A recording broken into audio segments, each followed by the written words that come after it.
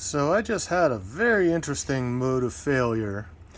I have this bike with a rub mark on the front rotor, this one right here, like this stripe all the way around. And the reason for that rub mark is it was dragging on this part, this little, like the slider spacer thing on the caliper.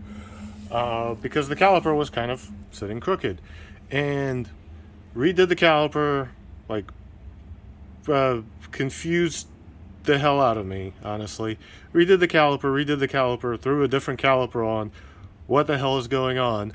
So figured out that the mode of failure on this was actually a bent axle, which was causing the wheel to sit crooked compared to where the caliper expected it.